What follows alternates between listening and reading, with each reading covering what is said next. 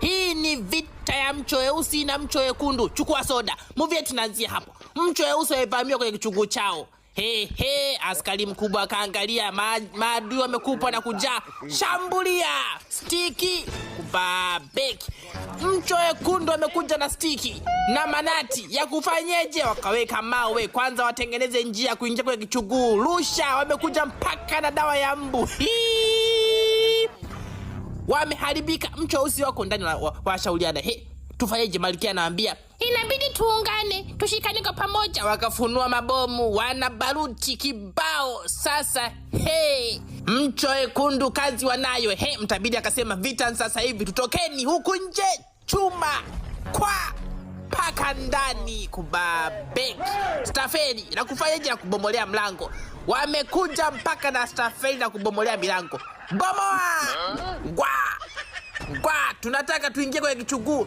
Huku wakaanza kurusha dawa za wadudu, maana wamevamia ghafla afu wameharibika haraka. Yatakiwa wasibitiwe. Huku wamepanga fataki. Sasa ni mwendo wa kuwabaratua.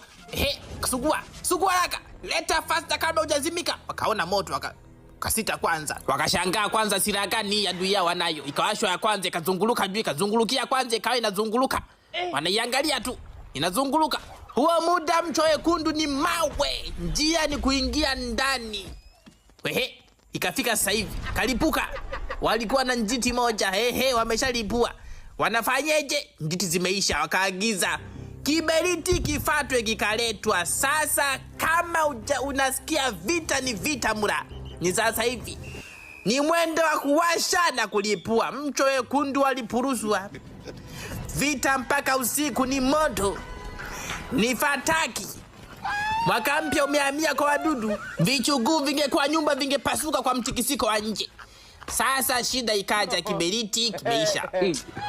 Wakafunga hela, wakapandisha watu wakwenda kufuata kiberiti.